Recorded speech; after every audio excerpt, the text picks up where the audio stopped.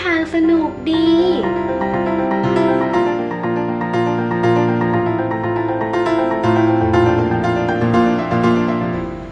น้องป๊อกจอมซนข้ามถนนทันที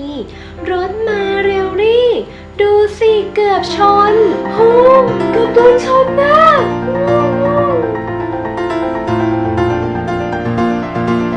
มีทางม้าลายมากมายบนถนน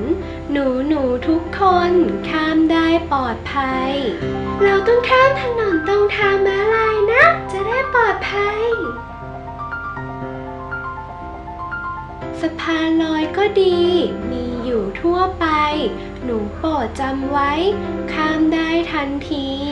1 2 3ถ้ามีสะพานลอยแล้วก็ต้องใช้สะพานลอยนะรถแล่นมาใกล้จอดไม่ถึงที่น้องป๊อกด่วนจีวิ่งรีขึ้นไปโอ้จะทำไหมเนี่ยรอผมด้วยค่ะรอผมด้วย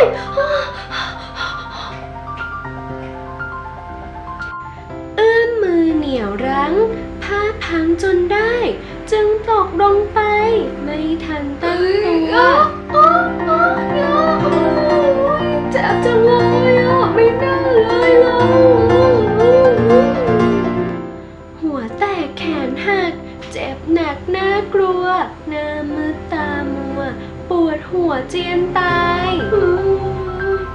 เจ็บไปหมดเลยดูดิแผลเต็มตัวเลยหนูเด็กดี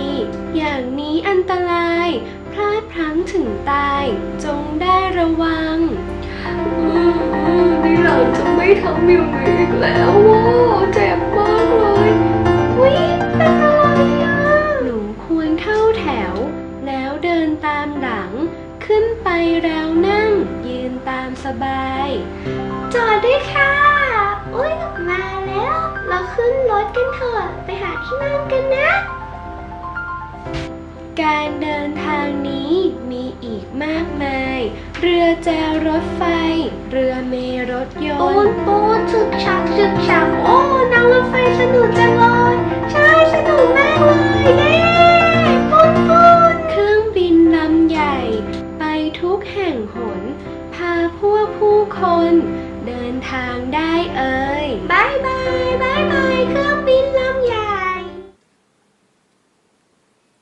สวัสดีค่ะท่านผู้ปกครองและเด็กๆอนุบาล1ทุกคนคุณครูจอยคุณครูประจำชั้นอนุบาล1/5ค่ะกลับมาพบกับคุณครูจอยอีกครั้งในสัปดาห์นี้สัปดาห์ที่31เป็นไงกันบ้างคะเด็กๆสนุกกับนิทานที่คุณครูจอยนำมาฝากไหมคะ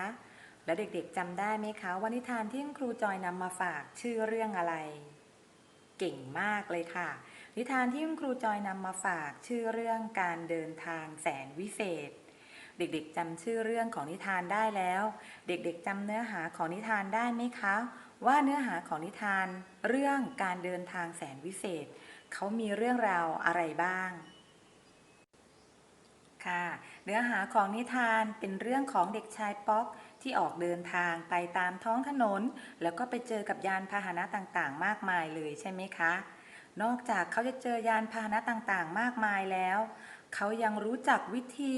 ในการที่จะช่วยตัวเองให้ปลอดภัยในยานพาหนะต่างๆเหล่านั้นด้วยใช่ไหมคะมีคำแนะนำต่างๆให้กับเด็กๆมากมายเลยตรงกับหน่วยการเรียนของเราในสัปดาห์นี้เลยค่ะเด็กๆสัปดาห์นี้เป็นสัปดาห์ที่31เราเรียนรู้กันในหน่วยของปลอดภัยในยานพาหนะวันนี้วันแรกของสัปดาห์เป็นวันจันทร์วันแรกเจอกับคุณครูจอยวันนี้คุณครูจะนำความรู้เกี่ยวกับความหมายของยานพาหนะมาให้เด็กๆได้รู้จักกันค่ะเด็กๆรู้จักยานพาหนะกันบ้างไหมคะว่ายานพาหนะหมายถึงอะไรแล้วมีอะไรบ้างแล้วยานพาหนะที่เด็กชายป๊อกไปเจออย่างเช่นรถยนต์เรือรถไฟเครื่องบินมันมีความสำคัญแล้วมันสามารถจะพาเราไปไหนต่อไหนได้อย่างไรเด็กๆอยากรู้ไหมคะถ้าอยากรู้เดี๋ยวคุณครูจอยพาไปรู้จักความหมายของยานพาหนะกันก่อนถ้าพร้อมแล้วเด็กๆไปฟังพร้อมๆกันเลยนะคะยานพาหนะคือวัตถุหรือสิ่งประดิษฐ์ที่ไม่มีชีวิต สามารถเคลื่อนย้ายและขนส่งได้ค่ะโดยยานพาหนะก็คือสิ่งที่มนุษย์เราสร้างขึ้นนี่แหละค่ะเด็กๆเด็กๆพอจะรู้จักสิ่งที่มนุษย์เราสร้างขึ้นมาที่เด็กๆเคยเห็นอย่างเช่นเรือรถยนต์รถจักรยานยนต์เครื่องบินบ้างไหมคะสิ่งนี้แหละค่ะที่เรียกว่ายานพาหนะที่มนุษย์เราเป็นคนสร้างขึ้นค่ะและยานพาหนะพวกนี้ก็จะมีประโยชน์แล้วก็จะมีการแบ่งกลุ่มย่อยๆกันไปอีกนะคะซึ่งความรู้ต่างๆเหล่านี้เด็กๆรอฟังจากคุณครูแต่ละท่านที่จะมามอบไว้ให้กับเด็กๆได้ฟังกันในคลิปต่อๆไปค่ะวันนี้เด็กๆได้รู้จักความหมายของยานพาหนะแล้วพรุ่งนี้คุณครูท่านใดจะมีความรู้ดีๆเกี่ยวกับยานพาหนะมาฝากเด็กๆเด็กๆรอชมคลิปในวันพรุ่งนี้นะคะแล้วอย่าลืมท้ายคลิปพี่การ์ตูนมีภาระงานอะไรให้เด็กๆทำอย่าลืมทำส่งคุณครูประจำชั้นของตัวเองด้วยนะคะวันนี้คุณครูจอยต้องไปแล้วอย่าลืมทบทวนความรู้ที่คุณครูนำมาฝากในวันนี้นะคะวันนี้คุณครูจอยไปแล้วสวัสดีค่ะ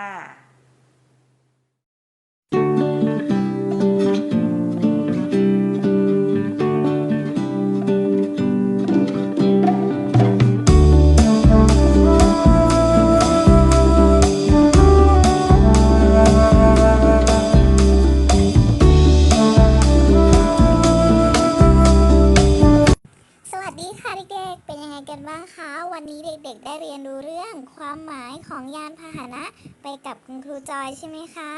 วันนี้พี่การ์ตูนมีการบ้านให้เด็กๆทำ1อย่างด้วยกันในเล่มภาษาไทยหน้าที่15นั่นเองค่ะ โจทย์คือให้เด็กๆนะคะกากบาททับตัวพยัญชนะที่สัมพันธ์กับภาพนั่นเองค่ะ ถ้าทำเสร็จแล้วอย่าลืมส่งไว้ในไลน์ให้คุณครูประจำชั้นได้ตรวจด้วยนะคะ แล้วเจอกันใหม่ในคลิปต่อไปจ้า บ๊ายบาย